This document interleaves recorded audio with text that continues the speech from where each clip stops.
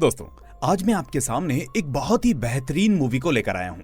आप चाहे जैसे भी इस वीडियो पर पहुंचे हो या आप पहली बार इस चैनल पर आए हो, मैं आपसे रिक्वेस्ट करूंगा कि कुछ मिनट शांति से बैठकर आप इस पूरी मूवी को सुकून से देखिए, क्योंकि जो भी मैं एक्सप्लेन करने जा रहा हूँ वो महज एक मूवी से बढ़कर और भी कुछ है। आज मैं आपको वीडियो को लाइक और चैनल को सब्सक्राइब करने को नहीं बोलूंगा, बस इतनी गुजारिश करूंगा कि आप इस वीडियो को लास्ट तक देखिएगा। तो चलिए शुरू करते हैं आज की ये एक्सप्लेनेशन। और हाँ, ये रहा इस मूवी का नाम जो आप स्क्रीन पर देख सकते हैं और इसकी IMDb रेटिंग है 7.6। तो मूवी की शुरुआत होती है फिनबार नाम के एक छोटे कद के आदमी से। आज उसने टेबल पर रखी एक इंसान के आकार की गुड़िया गिरा दी और हैरानी की बात यह थी कि गुड़िया गिरते ही दरवाजे के बाहर से एक जोर की आवाज आई। फिर वो क्यूरियोसिटी में बाहर देखने निकला, लेकिन उसे ये देखकर गहरा सदमा लगा कि ठीक जिस पल पर वो गुड़िया गिरी थी उसी पल उसके बेस्ट फ्रेंड की अचानक मौत हो गई थी, जिसे शायद दिल का दौरा पड़ा था। अब दुखी मन से वो अपने दोस्त हेनरी के अंतिम संस्कार में शामिल हुआ, लेकिन वहां से निकलते ही कुछ बदतमीज बच्चों ने उसका मजाक उड़ाना शुरू कर दिया। वो बोले, अरे तुम्हारी स्नो वाइट कहाँ है? असल में स्नो वाइट वाली स्टोरी में कुछ बोने लोग होते थे। यही वजह थी कि वो बच्चे उसे स्नो वाइट के बारे में बोलकर चिढ़ा रहे थे, क्योंकि फिनबार का कद भी महज 1 मीटर 35 सेंटीमीटर था। दरअसल वो जहाँ भी जाता अजीबो गरीब नजरों का शिकार बन जाता। यहाँ तक कि किराने का सामान खरीदते वक्त भी उसे तरह तरह के ताने सुनने पड़ते थे। हालांकि वो इन सब का आदी हो चुका था, लेकिन फिर भी कहीं ना कहीं ये बातें उसे अंदर से थोड़ा चोट पहुंचाती थी। कैशियर ने उससे माफी तो मांग ली, लेकिन उसके चेहरे पर वो मजाक उड़ाने वाली हंसी साफ दिख रही थी। इतनी कड़वाहट सहने के बाद फिनबार शायद ही कभी लोगों पर गुस्सा करता था, क्योंकि वो जानता था कि सिर्फ मन की शांति और अंदरूनी ताकत ही उसे बाहरी दुनिया को नजरअंदाज करने में मदद कर सकती है। हालांकि हेनरी के जाने से फिनबार के दिल पर गहरा घाव लगा था। कुछ ही समय के बाद एक वकील ने फिनबार को ढूंढा और बताया कि हेनरी ने उसके नाम पर न्यू जर्सी में आधा एकड़ जमीन छोड़ी है। इस जमीन पर एक पुराना ट्रेन स्टेशन था जो ना जाने कब बंद हो चुका था और रहने के लिए घर में बदल दिया गया था। यानी यही वो विरासत थी जो हेनरी ने उसके लिए छोड़ी थी। शायद लोगों की ठंडी नजरों और मजाक से तंग आकर फिनबार ने उसी पुराने ट्रेन स्टेशन में शिफ्ट होने का फैसला किया था। खैर, वो जगह सुनसान थी और चारों तरफ हरे भरे पेड़ थे। हाँ, लेकिन एक बात थी, उस जंगल के बीच से एक लंबी ट्रेन की पटरी गुजरती थी। हालांकि वो घर काफी जर्जर हालत में था। ऊपर से ना वहाँ बिजली थी और ना ही पानी, लेकिन इसके बावजूद उसे वो जगह बहुत ही पसंद आई, क्योंकि वो दुनियादारी के झमेलों से दूर थी और उसके दिल को सुकून दे रही थी। वहाँ एक छोटा सा सोफा भी था जो उसके पूरे शरीर के लिए काफी बड़ा था। उसे याद नहीं था कि पिछली बार वो इतना चैन से कब सोया था। खैर, अगली सुबह उसकी नींद किसी के फोन पर बात करने की आवाज से खुलती है और जब उसने बाहर जाके देखा तो पाया कि उसके दरवाजे पर एक फूड ट्रक खड़ा है। अब फिनबार के आने की आहट सुनकर उस फूड ट्रक के मालिक जो ने तुरंत फूड ट्रक से अपना सिर बाहर निकाला। फिर फिनबार को देखकर जो की आंखों में भी वही हैरानी दिखी जो आमतौर पर लोगों को होती है, लेकिन सिर्फ एक पल के लिए। इसके बाद उसने बड़े प्यार से अपनी सिग्नेचर कॉफी के बारे में बताना शुरू कर दिया कि मैं बहुत ही अच्छी कॉफी बनाता हूँ, पियोगे तो तारीफ करते नहीं थकोगे।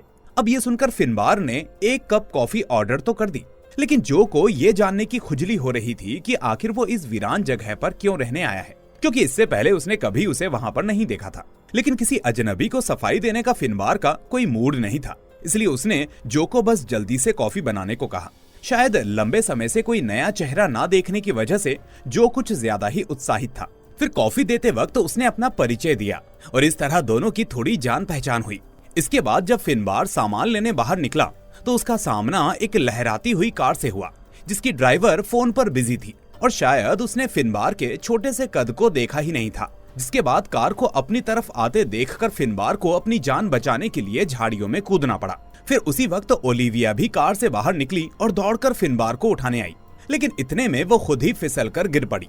हालांकि ओलिविया की वजह से फिनबार की हालत खराब हो गई थी, लेकिन वो गुस्सा नहीं हुआ, इसलिए अपनी गलती सुधारने के लिए ओलिविया ने उसे लिफ्ट ऑफर की, लेकिन उसकी ड्राइविंग स्किल्स को देखकर फिनबार ने साफ मना कर दिया। खैर, अब आगे जैसे ही फिनबार सुपरमार्केट में घुसा तो उसकी मालकिन उसे हैरानी से देखने लगी। साथ ही जब वो खरीदारी कर रहा था तो मालकिन ने कैमरा निकालकर इस अनोखे छोटे इंसान की फोटो तक खींच ली। अब फिनबार तो इन सब चीजों का आदी था, इसलिए उसने उससे कोई बहस नहीं की। इसके बाद वो रोजमर्रा का कुछ सामान लेकर काउंटर पर गया और वहां से वापस घर की तरफ निकल पड़ा।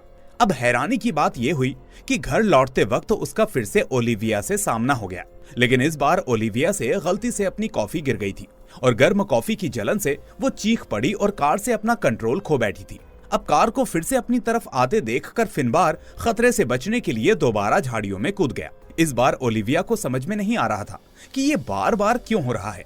फिर वो दौड़कर नीचे आई और बार बार माफी मांगने लगी कि मैंने तो तुम्हें देख लिया था, लेकिन बस वो कॉफी गिर गई थी और मैं जल गई थी, इसलिए कार गलती से मुड़ गई। अब ओलिविया ने चाहे जितनी भी सफाई दी, लेकिन फिनबार को फिर भी लगा कि वो जानबूझकर ऐसा कर रही है, पर हर बार की तरह उसने फिर से ये ऑफर ठुकरा दिया। इसके बाद जब वो पैदल घर पहुंचा तो देखा जो का फूड ट्रक बाहर ही खड़ा है। अब उसे देखकर जो तुरंत उससे मिलने आ गया।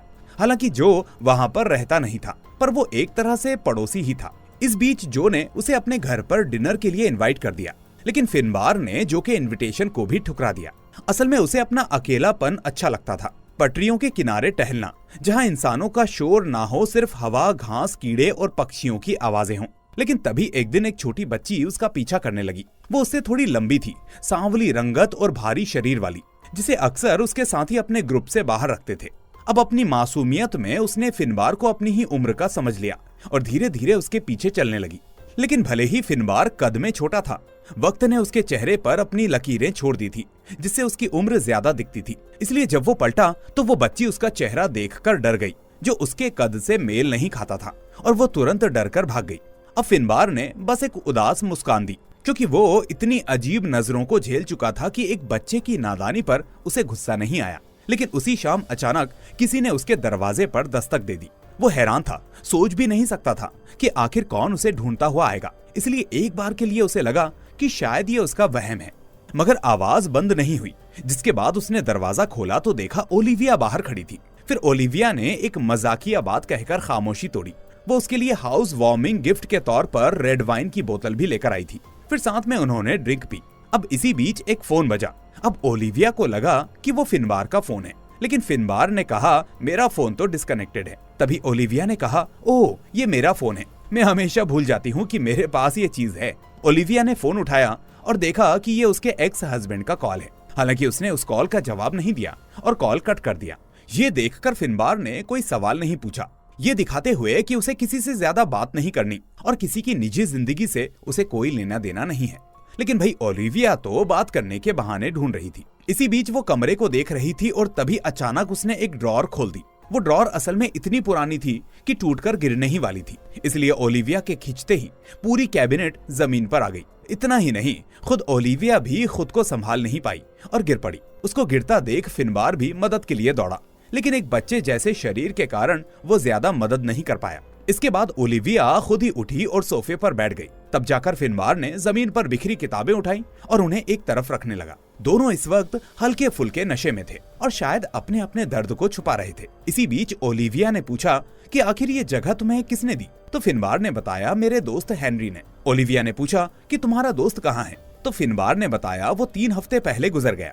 ये सुनकर ओलिविया बोली, मुझे बहुत अफसोस है। और फिर वो दोनों कुछ सेकंड्स के लिए चुप हो गए। इसके बाद अचानक ओलिविया ने धीरे से बताया कि मेरा बेटा सैम 2 साल पहले गुजर गया। अब उस पल फिनबार को एहसास हुआ कि हर कोई अपना अपना दुख लिए घूम रहा है। वो सोचने लगा कि अपना दुख सबको दिखाई देता है, जबकि ओलिविया का दुख उसके दिल में गहरा दबा हुआ था, वो भी एक ऐसी फांस की तरह जो उसे लगातार तड़पाती रहती थी। हालांकि फिनबार ने उससे तसल्ली के कोई शब्द नहीं कहे, क्योंकि वो जानता था कि ऐसी अनहोनी के सामने शब्द बेकार होते हैं। शायद अपना दोस्त खोने की वजह से वो ओलिविया के दर्द को बेहतर तरीके से समझ रहा था, क्योंकि इस मतलबी और निर्दयी दुनिया में सिर्फ उसका दोस्त ही होगा जिसने उसे एक आदमी समझा होगा, कोई छोटे कद का बोना नहीं। खैर, अब कमरे में सन्नाटा था, लेकिन दोनों के बीच एक अनकही समझ बन गई थी। अब नशे की वजह से ओलिविया उस रात वहीं पर रुक गई, लेकिन वहां सिर्फ एक सोफा था, इसलिए फिनबार को बाथ टब के अंदर सोना पड़ा, वो भी बिना चादर के, क्योंकि चादर भी एक ही थी जो उसने ओलिविया को उड़ा दी थी। इसके बाद अगली सुबह जब ओलिविया उठी तो उसे एहसास हुआ कि वो नशे में वहीं पर सो गई थी, इसलिए वो तुरंत अपना बैग लेकर बाहर निकली। लेकिन बाहर निकलते ही जो ने उसे देख लिया। असल में ओलिविया अक्सर जो के पास कॉफी लेने आती थी और जो उसे पसंद करता था, पर ओलिविया ने कभी उसे भाव नहीं दिया। अब ये जानकर कि फिनबार ने ओलिविया का दिल जीत लिया है और वो उसका दोस्त बन चुका था, तो जो तुरंत उसके पास आया और उसे फ्री में कॉफी पिलाई। अब जो ने उससे कहा कि मैं 6 हफ्तों से यहाँ हूँ, लेकिन वो मुझसे 2 शब्द तक नहीं बोलती, जबकि तुम सिर्फ 24 घंटे से हो और सीधा स्लीप ओवर।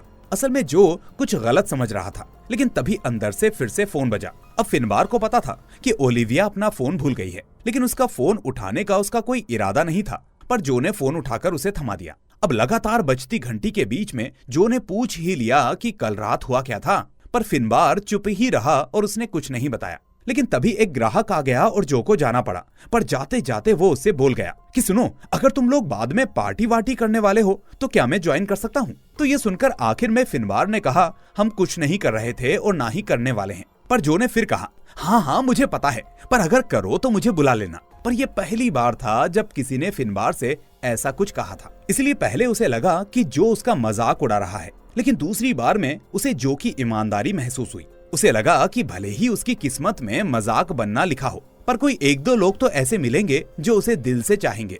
खैर, अब बाद में फिनबार फोन लौटाने ओलिविया के घर गया और दरवाजे पर फोन रख दिया। लेकिन जैसे ही वो जाने लगा तभी घंटी फिर से बजी और वो चुपचाप वहां से निकल गया। फिर थोड़ी देर के बाद किसी ने ओलिविया की खिड़की खटखटाई। असल में वो ओलिविया की बेस्ट फ्रेंड थी। दरअसल ओलिविया अपने बेटे की मौत के बाद शहर छोड़कर इस जंगल में आ बसी थी, इसलिए उसकी दोस्त उसकी मानसिक हालत को लेकर परेशान रहती थी। लेकिन ओलिविया ने अपनी दोस्त से बात करने से मना कर दिया, क्योंकि उसे देखकर उसे अपने बेटे की याद आती थी। उधर फोन लौटाने के बाद फिनबार लाइब्रेरी गया और वहां से निकलते वक्त गलती से वो लाइब्रेरियन एमिली से टकराते टकराते बच गया। अब एमिली ने उसे देखकर जो रिएक्शन दिया, उससे फिनबार को बहुत ही बुरा लगा, पर वो तो इसका आदी था, इसलिए वो चुप ही रहा।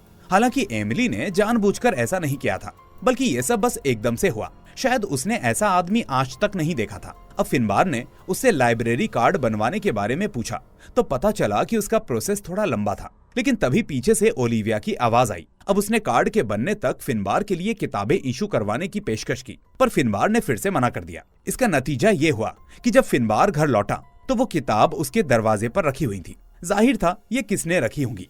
अब इसी बीच जो ने भी मौका देखकर बता दिया कि ये ओलिविया ने ही रखी हैं। इधर जो को थोड़ी जलन हो रही थी, पर वो फिनबार का दोस्त बनना चाहता था, इसलिए उसने उसे बियर पीने का ऑफर दिया, जिसे फिनबार ने ठुकरा दिया। पर फिनबार चाहे कितना भी रूखा व्यवहार करे, जो रोज उसे गुड बाय बोलकर ही जाता था। और हर बार जो के जाने पर फिनबार को एक अजीब सा खालीपन महसूस होता था। असल में सच तो ये था कि ऐसा नहीं था कि उसे दोस्त नहीं चाहिए थे, पर बस उसे अब इंसानों पर भरोसा करने में डर लगता था। उसे लगता था कि लोग बुरे इरादे से आते हैं, इसलिए वो खुद को बचाने के लिए सबसे दूर रहता था। इसी बीच एक दिन क्लियो ने उसे फिर से ढूंढा और बात करने लगी। क्लियो वही छोटी बच्ची है जो रेलवे ट्रैक पर उसे देखकर भाग गई थी। हालांकि क्लियो असल में अभी बच्ची थी, पर समझ गई थी कि फिनबार उसकी उम्र का नहीं है। शायद इस बारे में उसे किसी बड़े ने बताया होगा कि फिनबार जैसे लोग भी होते हैं। अब भले ही फिनबार खुद को अलग रखना चाहता था, लेकिन जो बार बार उसकी दुनिया में घुस जाता था। इतना ही नहीं, उनकी बातें भी कम होती थी, पर जो उसके दिल का हाल समझता था। इसी बीच जब भी कोई ग्राहक फिनबार को अजीब नजरों से देखता तो जो उस पर भड़क जाता। वो चिल्लाता कि मुंह बंद रखो अपना। इससे साफ था कि उन मतलबी अजनबियों के मुकाबले जो एक बहुत ही नेक इंसान था, जबकि बहुतों के लिए फिनबार एक चिड़ियाघर के जानवर जैसा था जिसे घूरा जाए, लेकिन जो उसके दर्द को समझता था। फिनबार को अकेले पटरियों पर घूमना और बैठकर पढ़ना पसंद था, लेकिन जो हमेशा उसके पास पहुंच जाता था। हालांकि जो के अपने मकसद भी थे, जो वो फिनबार को अक्सर बताता रहता था कि मैं ये करूंगा, मैं वो करूंगा। लेकिन ये सब फिनबार को खोलने का बहाना ज्यादा लगता था, जैसे कि जो उससे बात करने के लिए कह रहा हो। अब फिनबार तो कम बोलता था, ऊपर से जो को पढ़ना पसंद नहीं था, लेकिन फिर भी वो घंटों उसके साथ बैठा रहता था। तभी ओलिविया सुपरमार्केट से निकली और जो ने पिकनिक का प्लान बना लिया। इस बार फिनबार उसकी एक्साइटमेंट में मना नहीं कर पाई। फिर सब पिकनिक पर आए, जहां जो खाना बना रहा था और फिनबार और ओलिविया उसके पास बैठे थे। वहां खामोशी थी पर सुकून था। तभी अचानक जो के पिता का फोन आया कि उनकी तबीयत खराब है और जो को सब छोड़कर भागना पड़ा। फिर वहां सिर्फ फिनबार और ओलिविया रह गए, जिसके बाद माहौल थोड़ा अजीब हो गया। फिर बात शुरू करते हुए ओलिविया ने कहा कि ये खाना तो बहुत ही अच्छा है, इसलिए हमें बात करने की जरूरत नहीं है, हम बस खा सकते हैं। और ऐसा कहकर उसने माहौल को संभाल लिया। हालांकि इसके बाद समय बीतता गया और अब फिनबार के पास हमेशा कोई ना कोई होता था। फिर एक दिन टहलते हुए उन्हें लाइब्रेरी वाली एमिली मिली। उसने फिनबार को हाय बोला, पर जवाब जो ने दिया। कभी कभी ओलिविया भी आती जाती और वो तीनों बोर होते हुए पटरियों पर चलते। उन्हें नहीं पता था कि आगे क्या नजारा है, पर दोस्तों के साथ वो वक्त बहुत ही प्यारा था। थकने पर वो जमीन पर बैठ जाते और फिनबार अपना जर्की स्नैक्स निकालता और सब मिलकर खाते। अब एक दिन फिनबार ने बताया कि उसकी सबसे बड़ी ख्वाहिश है एक ट्रेन डॉक्यूमेंट्री बनाने की। असल में हेनरी के साथ वो ट्रेन क्लब में जाता था, लेकिन कैमरा ना होने की वजह से वो कभी खुद शूट नहीं कर पाया। कभी कभी वो उसके दरवाजे पर बैठकर बातें करते, लेकिन पास ही बच्चों को फुटबॉल खेलते देख ओलिविया को अपना बेटा याद आ जाता और वो उदास हो जाती। हालांकि फिनबार सब समझ जाता था, पर कभी बोलता नहीं था। जो और ओलिविया की मदद से फिनबार ने अपनी जिंदगी की पहली डॉक्यूमेंट्री बनाई। वो बहुत ही अच्छी तो नहीं बनी थी और फूड ट्रक भी तेज नहीं चल रहा था, पर फिनबार को बहुत ही पसंद आई। अब वो ये खुशी ओलिविया के साथ बांटना चाहता था, क्योंकि वो कैमरा ओलिविया ने ही दिया था। फिर वो उसके घर पहुंचे तो पता चला कि वो कोई साधारण कॉटेज नहीं, बल्कि एक आर्ट स्टूडियो था। यहाँ ओलिविया ने बहुत सी पेंटिंग्स बना रखी थी। असल में जो को एब्स्ट्रैक्ट आर्ट समझ में नहीं आती थी, और इससे पहले कि वो कुछ बोलता, ओलिविया ने उसे चुप करा दिया। अब इन लोगों की दोस्ती ऐसी हो गई थी कि वो एक दूसरे की टांग खींच सकते थे। उस रात खाने के बाद आराम करते हुए हंसी मजाक के बीच में ओलिविया ने उससे पूछा कि क्या तुम कभी प्यार में पड़े हो? तो फिनबार ने कहा हाँ, लेकिन वो बहुत ही गुस्सा थी। तो ओलिविया ने पूछा कि किस बात पर, जिस पर फिनबार ने बोला कि मेरे बौना होने पर। यहाँ पहली बार फिनबार ने अपना दर्द साझा किया। उसने कहा कि इस शरीर के साथ पैदा होना उसकी गलती नहीं थी, फिर भी उसे लोगों की गंदी नजरों को झेलना पड़ा। इसी बीच जो सो चुका था, और इसके बाद ओलिविया ने फिनबार को बेडरूम में सुलाया। फिर वहां पास के मेज पर एक बच्चे की फोटो को देखकर फिनबार समझ गया कि वो सैम है, यानी ओलिविया का गुजरा हुआ बेटा। यहाँ ओलिविया ने उसे बताया कि कैसे उसका बेटा मंकी बार से गिर गया था। हालांकि वो उसका पूरा ख्याल रखती थी, लेकिन जब उसका ध्यान बस एक सेकंड के लिए हटा, वैसे ही यह हादसा हो गया। अब सोने से पहले ओलिविया ने झुककर फिनबार को किस किया। ये किस असल में दोस्तों वाला था, इसमें कोई वासना नहीं थी। खैर, अब अगली सुबह ओलिविया का एक्स हस्बैंड डेविड आधम का, और वो सीधा अंदर घुस गया।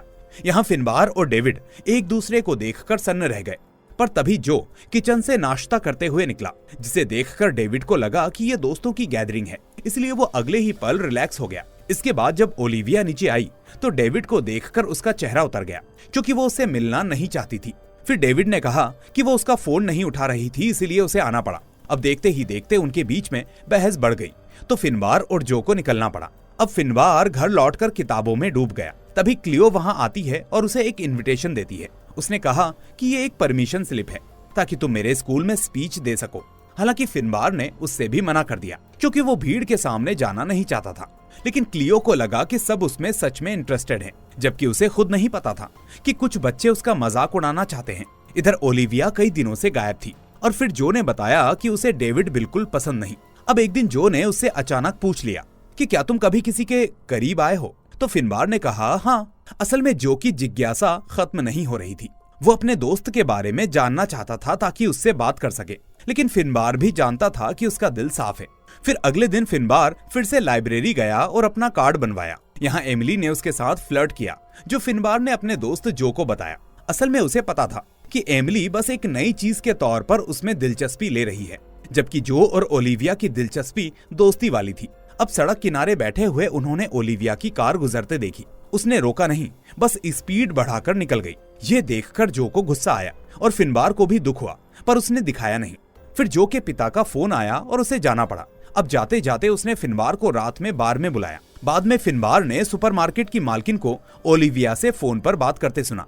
असल में ओलिविया होम डिलीवरी चाहती थी, जहां फिनबार डिलीवरी करने गया, पर ओलिविया ने उसके साथ किसी अजनबी जैसा बर्ताव किया और उससे पूछा कि कितने पैसे हुए।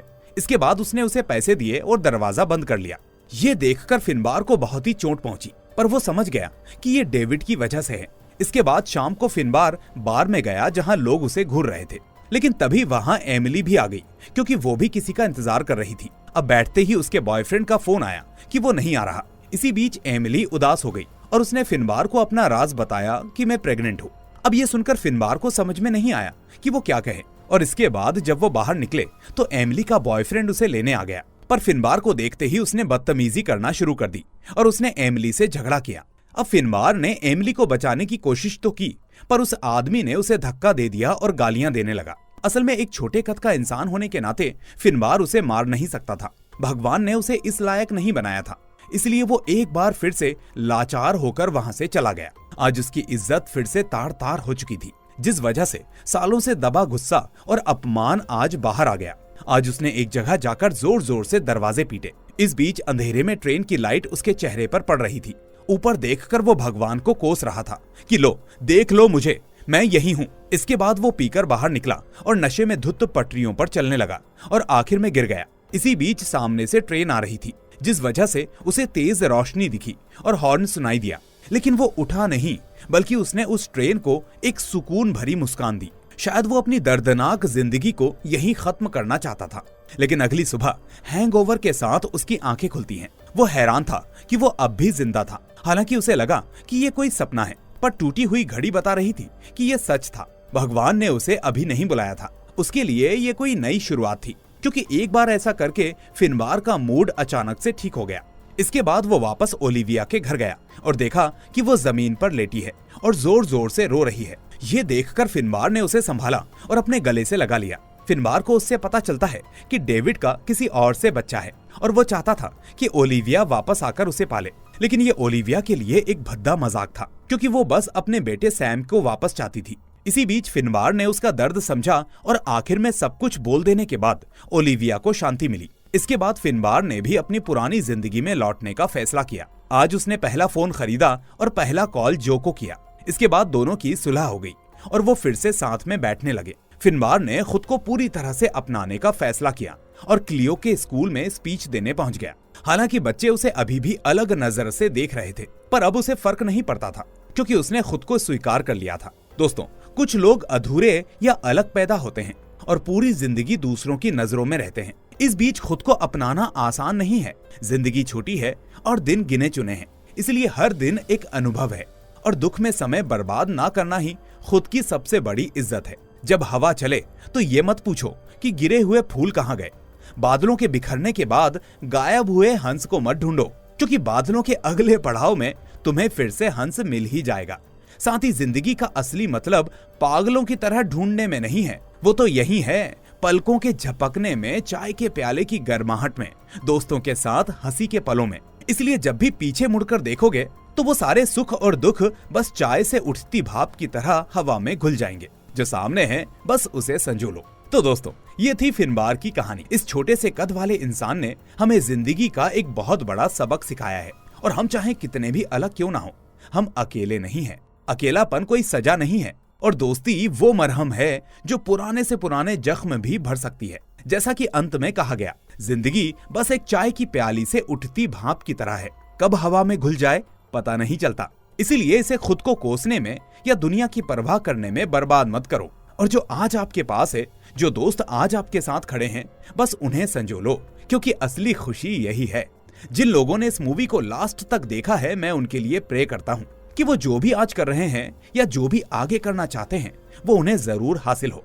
ये मूवी एक नहीं, बहुत सारे मैसेजेस देती है। उम्मीद है आपको भी कोई मैसेज मिला होगा।